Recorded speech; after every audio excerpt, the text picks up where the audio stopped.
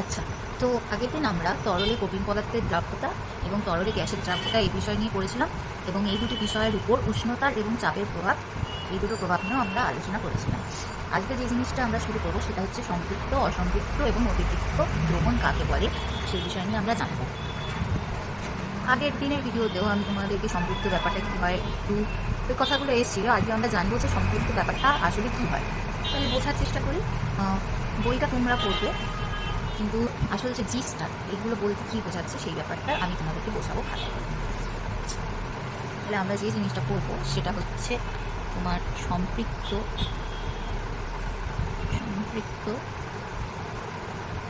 দ্রবণ, অসম্পৃক্ত দ্রবণ আর অতিপৃক্ত দ্রবণ। আচ্ছা, ইংলিশ নামগুলো আমরা একটু মনে রাখার চেষ্টা করব, কারণ পরবর্তীকালে আমাদের ইংলিশেই বেশিরভাগটা জানতে হবে। তো সুতরাং এখন থেকে আমরা ইংলিশটাও একটু ভালো করে জেনে রাখবো। সম্পৃক্ত দ্রবণে ইংলিশ হচ্ছে যে স্যাচুরেটেড সলিউশন, ঠিক আছে। অসম্পৃক্ত হচ্ছে আনস্যাচুরেটেড সলিউশন, আর অতিপৃক্ত মানে হচ্ছে সুপার স্যাচুরেটেড সলিউশন, ঠিক আছে। স্যাচুরেটেড, আনস্যাচুরেটেড আর সুপার স্যাচুরেটেড। এবার দেখো, সম্পৃক্ত মানে যেটা হবে তার উল্টোটা নিশ্চয়ই অসম্পৃক্ত হবে। এই দুটো নয় একটু হলেও আমরা বুঝতে পারলাম। এবার এই অতিপৃক্ত ব্যাপারটা কি? অতি মানে কি? যতটা দরকার তার থেকে বেশি তখনই তো আমরা ব্যবহার করি না অতি ব্যাপারটা, সুপার ব্যাপারটা। যতটা দরকার তার থেকে তখন জিনিসটা বেশি হয়ে যায়। তাহলে এই দুটো বোঝার আগে আমাদের কী বুঝতে হবে? সম্পৃক্ত দ্রবণের ব্যাপারে আগে আমাকে বুঝতে হবে। আচ্ছা, তাহলে যদি আমরা সম্পৃক্ত দ্রবণ নিয়ে আগে কথা বলি, তাহলে ধরো এখানে তোমার কাছে একটা গ্লাস আছে, গ্লাসের মধ্যে তোমার জল রয়েছে। এখানেও একটা গ্লাস আছে, গ্লাসের মধ্যে জল আছে। এখানেও একটা আমি গ্লাস আঁকলাম, এর মধ্যেও আমার জল আছে। সম্পৃক্ত দ্রবণ মানে কি? যখন কোনো দ্রবণে দ্রাবকের মধ্যে যতটা পরিমাণ দ্রাবক থাকা দরকার ঠিক ততটাই দ্রাবক দ্রবীভূত অবস্থায় থাকে, তখন সেটাকে সম্পৃক্ত দ্রবণ বলে। মানে ধরো তোমাকে যদি আমি একটা উদাহরণ দিই, যে আর এখানে একটা জিনিস সবসময় মাথায় রাখতে হবে যে উষ্ণতাটা যদি তিনটের ক্ষেত্রেই দেখি, এখানে তিনজনের ক্ষেত্রে উষ্ণতাটা কিন্তু ফিক্সড থাকে। একটা নির্দিষ্ট উষ্ণতায়, একটা ফিক্সড টেম্পারেচারে আমি তিনটে জিনিসকে ডিফাইন করবো বা এদের সংজ্ঞা দেবো, ঠিক আছে। তাহলে এই সম্পৃক্ত দ্রবণ মানে কি না, একটি নির্দিষ্ট উষ্ণতায় যে দ্রবণে যতটা পরিমাণ দ্রবীভূত অবস্থায় থাকা দরকার যদি ঠিক ততটাই ওই দ্রাবকে দ্রবীভূত অবস্থায় থাকে, তাহলে ওই উষ্ণতায় ওই দ্রবণটিকে আমি কী বলবো? সম্পৃক্ত দ্রবণ বলবো। মানে একটা গ্লাসে জল আছে, সেখানে তুমি চিনি দিয়ে ভালো করে সেটাকে মিশিয়ে দিচ্ছ, ঠিক আছে। যতটা পরিমাণ থাকা দরকার, উষ্ণতাটা তোমার নির্দিষ্ট থাকবে।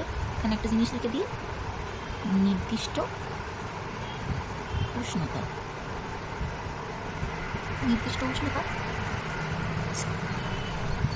দেখো চিনিটা কী হবে? পুরো জলের মধ্যে গুলে যাবে, ঠিক ততটা পরিমাণই যেন আমার দ্রাবকে থাকে। এবার এটা হচ্ছে পুরো সেই সলিউশনটা, সম্পৃক্ত দ্রবণ। এবার পরের ক্লাসটায় আসি, যেখানে কী বলেছে? সম্পৃক্ত দ্রবণ, আনস্যাচুরেটেড সলিউশন। এখানে ব্যাপারটা কী হবে না, যদি কোনো নির্দিষ্ট উষ্ণতায় কোনো দ্রবণের দ্রাবকে যতটা পরিমাণ দ্রবীভূত অবস্থায় থাকা দরকার তার থেকে যদি কম পরিমাণে থাকে, তখন তাকে আমি কি বলছি? অসম্পৃক্ত দ্রবণ বলছি। তার মানে দেখো, ফাঁকা করে বলে দিলাম যাতে তোমাদের বুঝতে অসুবিধা না হয়। এখানে কি না, আমার দ্রাবটা কম পরিমাণে আছে, যতটা পরিমাণে থাকার দরকার তার থেকে কম পরিমাণে আছে। আর এখানে কি আছে? পুরো যতটা থাকার দরকার ততটাই আছে। তাহলে এটা হচ্ছে অসম্পৃক্ত দ্রবণ। এবার অতিপৃক্ত ব্যাপারটা কি? অতি মানে তোমাদেরকে আমি আগেই বলেছি, যতটা থাকার দরকার তার থেকে যদি বেশি পরিমাণে থেকে যায়, অতিরিক্ত পরিমাণে থেকে যায়, তাহলে এটা হচ্ছে যতটা পরিমাণে থাকা দরকার ততটাই থাকবে। এটা হচ্ছে দ্রাব আমার কম থাকবে, আর এখানে কী হবে? দ্রাবটা অতিরিক্ত পরিমাণে আমার থেকে যাবে, ঠিক আছে। তাহলে এটা যদি আমি আঁকি, এটা অনেকটা দেখতে হবে তোমার। দেখো, এতটা মতো করা মানে কি? প্রকৃত দ্রবণ তৈরি করা। এবার এর নিচে কী করছে না, আরও দ্রাবটা এরকম টিকলে পড়ে আছে, ঠিক আছে। এই যে এরকমভাবে বেশ, মানে যতটা দ্রাব থাকার দরকার তার থেকে তুমি বেশি দিয়ে দিয়েছো, ওর জন্য এটা হচ্ছে কি? অতিপৃক্ত দ্রবণ, সুপার স্যাচুরেটেড সলিউশন। এটা কি? আনস্যাচুরেটেড, যতটা থাকার কথা তার থেকে কম আছে, আর এখানে যতটা থাকার কথা সম্পৃক্ত দ্রবণে স্যাচুরেটেডে ঠিক ততটাই রয়েছে।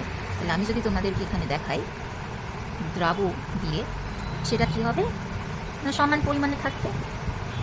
ধরো আমি, হ্যাঁ সমান পরিমাণ থাকবে। দ্রাবক ধরো তুমি দিচ্ছ এক্স গ্রাম, ঠিক আছে, এই এক্স গ্রাম দিলে তোমার কী হবে, পুরো সলিউশনটা তোমার স্যাচুরেটেড হবে বা সম্পৃক্ত হবে। তাহলে দ্রাবক সমান সমান এক্স, তাহলে এই এক্স গ্রাম দিলেই এটা কী হবে, আমার পুরো সলিউশনটা বা দ্রবণটা সম্পৃক্ত হবে। এখানে দ্রাবকটা কী হবে না, লেস দ্যান এক্স, ঠিক আছে, মানে এক্স হচ্ছে যতটা পরিমাণ দ্রাব তোমাকে দিতে হতো, কিন্তু তুমি কী করছো, এই এক্স পরিমাণের থেকে দ্রাবটাকে কম দিচ্ছ, ওর জন্য দেখো এই মুখটা এক্সের দিকেই বেশি আছে, দ্রাব লেস দ্যান এক্স। আর এখানে কী হবে তোমরা বুঝতেই পারছো, দ্রাব গ্রেটার দ্যান এক্স, মানে এক্স পরিমাণ দিতে হতো কিন্তু আমি তার থেকে বেশি পরিমাণ দিয়ে দিয়েছি। এই জিনিসটা করলাম যাতে তোমরা একটু বুঝতে পারো, ঠিক আছে, যে ব্যাপারটা কী হচ্ছে। তাহলে আমরা সম্পৃক্ত, অসম্পৃক্ত এবং অতিপৃক্ত দ্রবণ কাকে বলে বুঝতে পারলাম। সম্পৃক্ত মানে কি, নির্দিষ্ট উষ্ণতায় কোনো দ্রবণের দ্রাবকে যে পরিমাণ দ্রাব দ্রবীভূত অবস্থায় থাকা দরকার, যদি সেই পরিমাণ দ্রাবই তার মধ্যে দ্রবীভূত অবস্থায় থাকে, তাহলে সেই দ্রবণটিকে ওই উষ্ণতাতেই আমি কি বলছি, সম্পৃক্ত দ্রবণ। আর যদি দ্রাব কণা যতটা থাকা দরকার তার থেকে কম পরিমাণে থাকে, তাহলে তাকে আমি বলছি অসম্পৃক্ত দ্রবণ। আর যদি যতটা পরিমাণ দ্রাবকণা থাকার দরকার তার তুলনায় বেশি পরিমাণ দ্রাবকণা আমার দ্রবণের মধ্যে থেকে যায়, তখন আমি তাকে কী বলবো, অতিপৃক্ত দ্রবণ। এটাই হচ্ছে তোমাদের পুরো সম্পৃক্ত, অসম্পৃক্তের এবং অতিপৃক্তের কাহিনী। তোমাদের বইতে উদাহরণ দিয়ে বোঝানো আছে, আমি জিনিসটা তোমাদেরকে এখানে বুঝিয়ে দিলাম, বইয়ের মধ্যে সংজ্ঞাটাও ভালো করে দেওয়া আছে। তোমাদেরকে তবু একটা দেখিয়ে দিই, তোমাদের বইতে এখানে সংজ্ঞাটা বেশ ভালো করে দেওয়া আছে, আর উপরে একটা 50 ml জলের মধ্যে চিনি নেওয়ার কথা বলা হয়েছে। আর এখানে কিন্তু উষ্ণতাটা একটা ফ্যাক্টর, উষ্ণতা তুমি যদি বাড়িয়ে দাও তাহলে দ্রবণে কী হয়, সম্পৃক্ত দ্রবণে তোমার সম্পৃক্ত দ্রবণটাই অসম্পৃক্ত হয়ে যায়, আর তুমি যদি আবার উষ্ণতা কমিয়ে দাও তাহলে সম্পৃক্ত দ্রবণটাই অসম্পৃক্ত হয়ে যাবে, ঠিক আছে। তাহলে পড়ি আমরা, কোনো একটি দ্রবণ সম্পৃক্ত না অসম্পৃক্ত তা উষ্ণতার উপর নির্ভর করে। যেটা তোমাদের বললাম, সাধারণভাবে উষ্ণতা বাড়ালে সম্পৃক্ত দ্রবণ অসম্পৃক্ত দ্রবণে পরিণত হয়, আবার উষ্ণতা যদি কমিয়ে দাও তাহলে অসম্পৃক্ত দ্রবণ সম্পৃক্ত দ্রবণেও পরিণত হতে পারে। তাহলে উষ্ণতাটা কিন্তু একটা ভাইটাল পয়েন্ট, ওর জন্য তোমাদেরকে বারে বারে প্রত্যেকটা সংজ্ঞার মধ্যে উষ্ণতাটা নির্দিষ্ট করে বলা থাকে। আচ্ছা, তাহলে দেখি যে কোনো নির্দিষ্ট উষ্ণতায় যে দ্রবণে আরও দ্রাব দ্রবীভূত করা যায় তাকে ওই উষ্ণতায় ওই দ্রাবের অসম্পৃক্ত দ্রবণ বলা হয়। তার মানে কি, যতটা দরকার তার থেকে কম আছে, ওর জন্য তুমি আরও মিশাতে পারছো, ওর জন্য বলছে যে আরও দ্রবীভূত করা যায়, তাকে ওই উষ্ণতায় ওই দ্রাবের অসম্পৃক্ত দ্রবণ বলা হয়। আচ্ছা, তারপরে আসছে সম্পৃক্ত, যে কোনো নির্দিষ্ট উষ্ণতায় নির্দিষ্ট পরিমাণ দ্রাবকের মধ্যে সর্বাধিক পরিমাণ যতটা দেওয়া যায়, সর্বাধিক পরিমাণ দ্রাব দ্রবীভূত হওয়ার ফলে যে দ্রবণ উৎপন্ন হয় তাকে ওই উষ্ণতায় ওই দ্রাবের সম্পৃক্ত দ্রবণ বলা হয়। এখানে আরেকটা সংজ্ঞা দেওয়া আছে অথবা দিয়ে, যে কোনো নির্দিষ্ট উষ্ণতায় যে দ্রবণে আর অতিরিক্ত পরিমাণ দ্রাব দ্রবীভূত করা যায় না তাকে ওই উষ্ণতায় সম্পৃক্ত দ্রবণ বলা হয়, ঠিক আছে। তাহলে অতিরিক্তটা কী হবে, যখন আমি অতিরিক্ত দিয়ে ফেলছি, তাহলে অতিরিক্তটাও আরেকবার এখানে পড়ে নিই।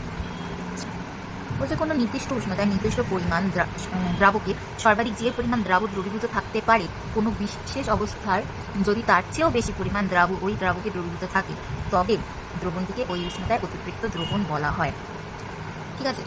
তাহলে এখানে কী বলছে, যে যতটা থাকা দরকার তার থেকে যদি বেশি, কোনো বিশেষ অবস্থাতে যদি তার থেকেও বেশি আমি কি দ্রাব যোগ করে দ্রবণটা তৈরি করি, তখন সেটাকে কি বলবো, অতিপৃক্ত দ্রবণ।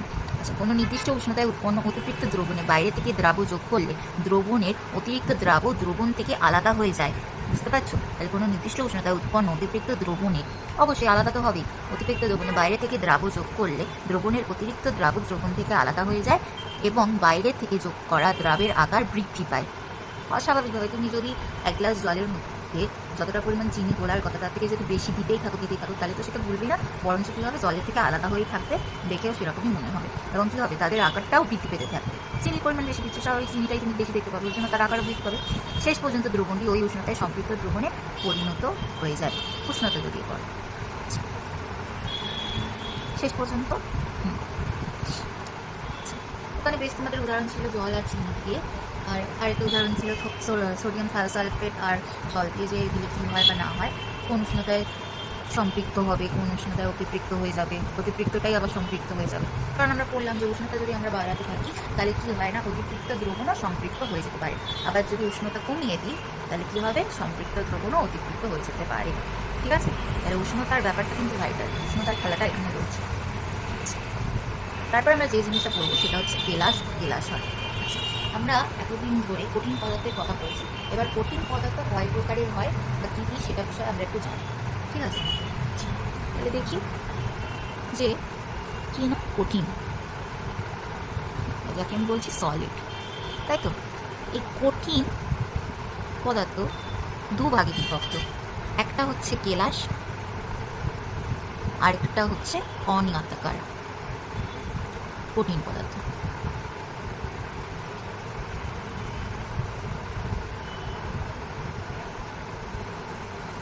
আচ্ছা, কেলাসকে কিন্তু নিয়তাকার কঠিন পদার্থ বলে। তাহলে নিয়তাকারের উল্টোটা হবে অনিয়তাকার। আচ্ছা, যদি ইংলিশ নামটা লিখি তাহলে তোমাদের কাছে আরও সুবিধাজনক হবে। কেলাসকে কি বলছি ইংলিশে? না ক্রিস্টাল, ঠিক আছে। আর অনিয়তাকারকে বলা হয় অ্যামরফাস, ঠিক আছে। তাহলে কেলাসকে আমি কি বলছি? ক্রিস্টাল। আর অনিয়তাকার কঠিন পদার্থকে আমি বলছি অ্যামরফাস। তোমরা যদি কঠিন পদার্থ দেখো, তোমাদেরকে দুটো উদাহরণ দিই। একটা হচ্ছে তোমার কাছে নুন রয়েছে, আর একটা তোমার কাছে ময়দা রয়েছে, ঠিক আছে। কোনগুলোর দানা বলতে তোমাদের হাতের মধ্যে বেশি পাতবে? অবশ্যই নুনের, কারণ নুনকে যদি আমি হাতে নিয়ে এরকমভাবে দেখি তাহলে কী হবে না, দানাগুলো আমার হাতের মধ্যে বাড়বে। কিন্তু সেমই যদি তুমি ময়দা নিয়ে হাতের মধ্যে এরকম করো তাহলে কী হবে? ময়দাটা কীরকম হয়? একটু পাউডারিশ টাইপের হয় না?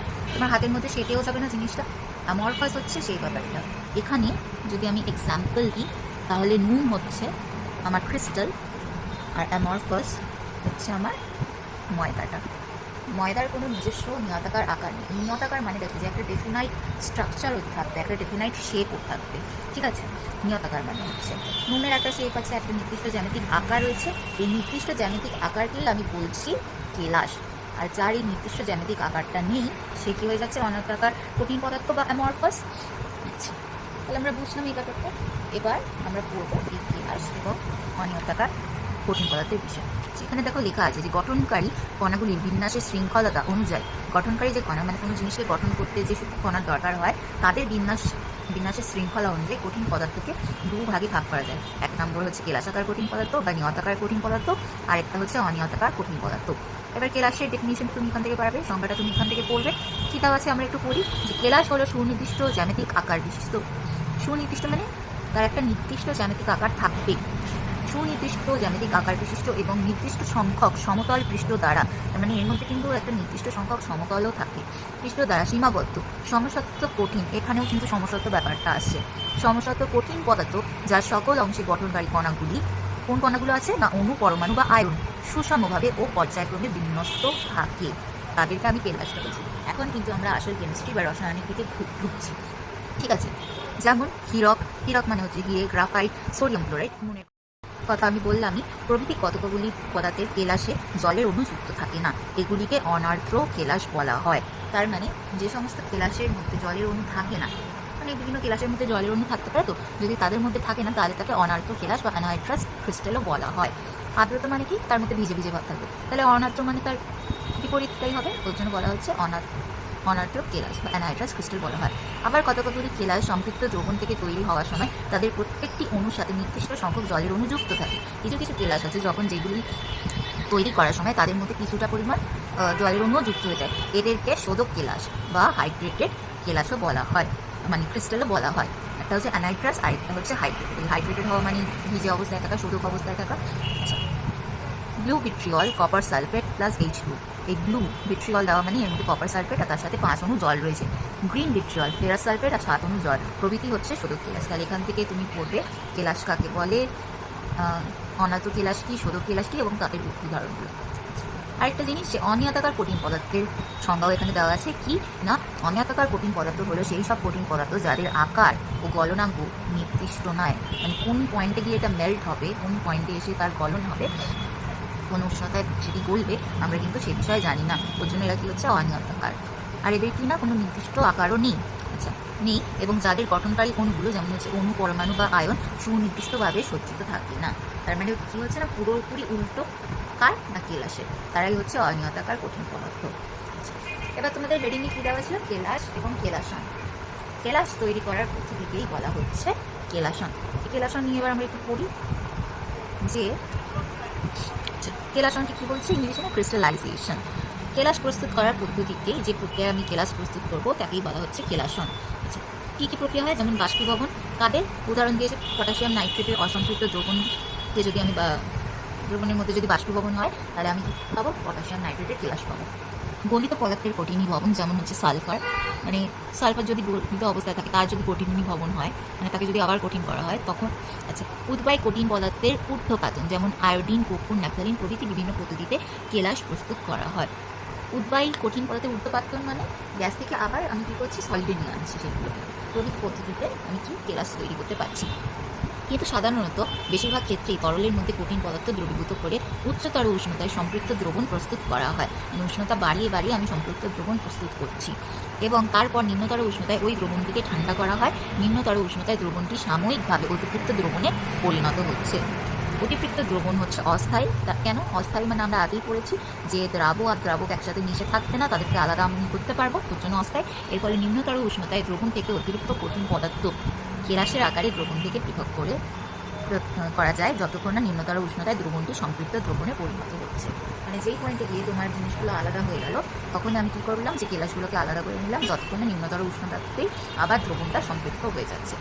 আচ্ছা, কোনো পদার্থে সম্পৃক্ত দ্রবণ থেকে কেলাস প্রস্তুত করার সময় উৎপন্ন কেলাসের আকার কেমন হবে তা নির্ভর করে কোন কোন বিষয়ের উপর। এই দুটি বিষয় এখানে দেওয়া আছে। মানে কোনো পদার্থে সম্পৃক্ত দ্রবণ, কোনো একটা পদার্থ আছে তার সম্পৃক্ত একটা দ্রবণ রয়েছে, ঠিক আছে, তার থেকে কেলাস কীভাবে পাবো, তার উৎপন্ন কেলাসের আকার, যে কেলাসটা পাবো তার আকার কীরকম হতে পারে তা নির্ভর করে এই দুটি বিষয়ের উপর। প্রথমে হচ্ছে সম্পৃক্ত দ্রবণটিকে কীভাবে ঠান্ডা করা হচ্ছে তার উপর। সম্পৃক্ত দ্রবণটি খুব ধীরে ধীরে ঠান্ডা করলে কেলাসের আকার বড় হয়, কিন্তু তাড়াতাড়ি ঠান্ডা করলে কেলাসের আকার ছোট হতে পারে।